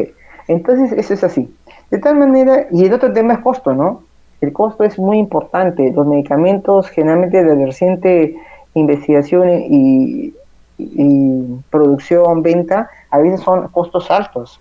Y mismo valproato es una medicina tan buena, pero tú en la farmacia lo consigues a $4.90, $4.20, y son 2 al día o 3, ¿no? Entonces, la creación de seguros integrales de salud, el SIS, bueno, yo creo que sí surge efecto porque realmente quiere coberturar a mayor número de población. Muy bien. ¿Alguna pregunta o comentario? Entonces, más tarde voy a enviarle a Marjorie, después me mandas tu correo a través de WhatsApp para poder darte las siglas. ¿Qué significa? Porque ustedes se van a quedar con la inquietud de no saber qué significa BPA, FB, ¿sí? Ese es mi compromiso, más tardecito. Está bien, doctora. Ok. ¿Preguntas o comentarios finales? Si tienen cualquier duda, yo creo que puse mi correo institucional, ¿no? En la primera lámina, me parece. ¿Sí? G Concha F. Bueno, doctora, sí. Una consulta pequeña. El electroencefalograma seriado es lo mismo que el electroencefalograma prolongado. No. El seriado es, hoy día se hace uno, después de acá una semana otro, o de acá un mes, seriado, varios, en serie, ¿no? Por ejemplo, había una chiquitita, me acuerdo, que la mamá o la profesora decía, qué distraída no aprende. A mí tampoco me hace caso, decía la mamá. Y tenía crisis parciales crisis de ausencia, perdón, que son características de los niños, que se ausentan, están ahí. Es como si me están viendo en la pantalla. Y sigo. Y ustedes dirán, ¿qué hizo la doctora? Una crisis de ausencia, ¿no? Bueno, en la población infantil. Entonces, esta chiquitita, el primer lector, normal. Raro, porque el único cuadro clínico, no he insistido mucho en esto porque estos son de pregrado, deben saber las cosas generales, bien aprendidas, pero quiero comentarles de que cada tipo de crisis de epilepsia tiene un electro especial. No lo es, como el EKG, no. El electro solamente dice, es normal, está lento en su trazado o hay descargas así epileptiformes, nada más. Puede ser para cualquier tipo de crisis, excepto las ausencias. Las ausencias tienen un patrón específico de 3 ciclos de punta onda, punta onda, punta onda. Esta niñita se esperaba eso. Según la descripción clínica, eran crisis de ausencia. Tuvimos que ir al tercer trazado o al cuarto, me parece, en que recién pudo arrojar. ¿Por qué? Porque la implantación de electrodos en el cuero cabelludo para tomar un electroencefalograma supone eso. O sea, si mi descarga entre este y este hay un espacio, pero si mi descarga está acá y el otro trazado, el otro electrodo está acá, suponte, y el otro está acá, y la descarga está acá, ¿qué va a pasar? No lo capta, pues. Entonces, eso es lo importante. Por eso se repite. En la búsqueda hay que capturar, ¿no? Es como, no sé, pues se me ocurre, vas a cazar animales. No es costumbre en el Perú, excepto creo en alguna parte de la sierra. Y tú no vas ahí en una época de verano cuando el animalito más aparece en invierno. Se me ocurre, ¿me entiendes? Entonces, esa es la necesidad de repetir los trazados. Igual, 30 minutos, lo repite, y ahí puedes tener más posibilidades de capturar la actividad epileptiforme, ¿ok? A diferencia del electro prolongado, que es tener en un solo momento, en lugar de hacerlo venir 6 días, entre comillas, lo tiene 6 horas. ¿Qué buscas? Es mi objetivo, buscar encontrar el foco epileptógeno que uno de rutina de 30 minutos no apareció. Ah, ya. Entonces lo expongo 6 horas en condiciones normales, ojos cerrados, y durante 6 horas el paciente puede ser. Hacemos en el hospital de 1 hora, de 2 horas, de 3 horas y hasta de 6 horas. Hacer a veces 12, 24 horas es un problema, porque no hay personal para eso. No hay. Entonces, sí, prolongado es mucho más tiempo. Y ya el gol estándar, que es la prueba más importante, hacemos en el hospital, pero también problemas de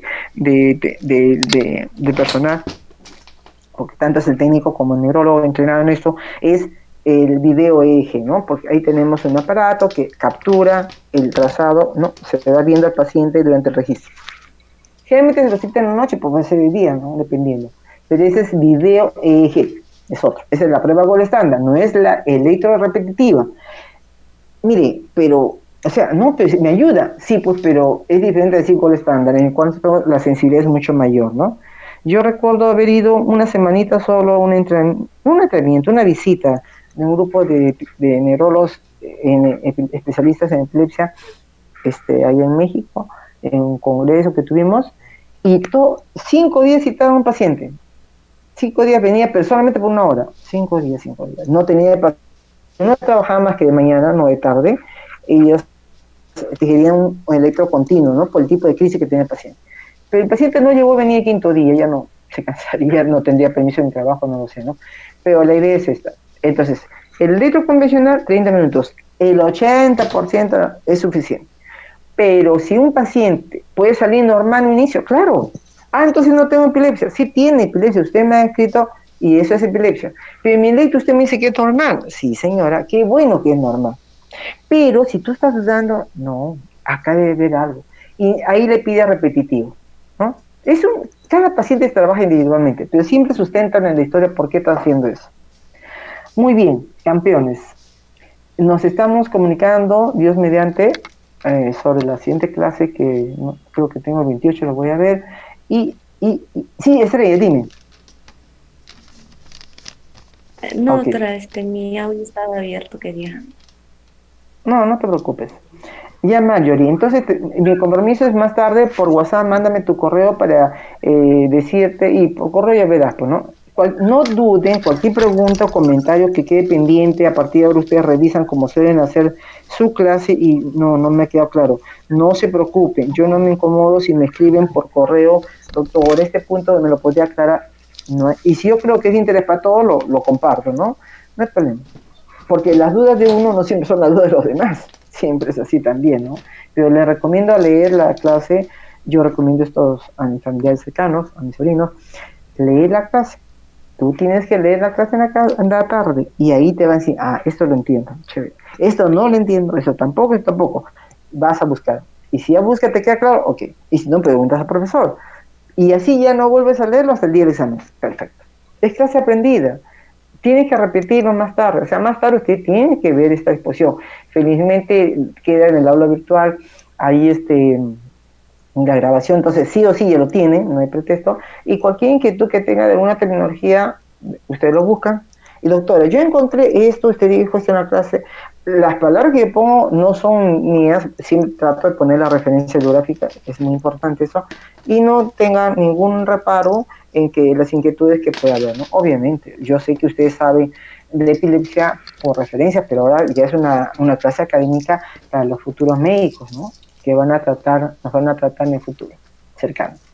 Muy bien, entonces yo me despido y ya con mayores estoy enviando la terminología de las abreviaturas que he mencionado en la lámina de los antiepilépticos, ¿sí? Bastante pueden entrar a la revista española de neurología, que es muy accesible y es muy interesante. Muy bien. Muchas gracias, doctora Gina. A ti también, Marjorie, gracias por estar atenta a mis requerimientos. Vamos a ver si el audio es un tema que se arregla próximamente. Cuídense. Nos vemos. Chao, chao.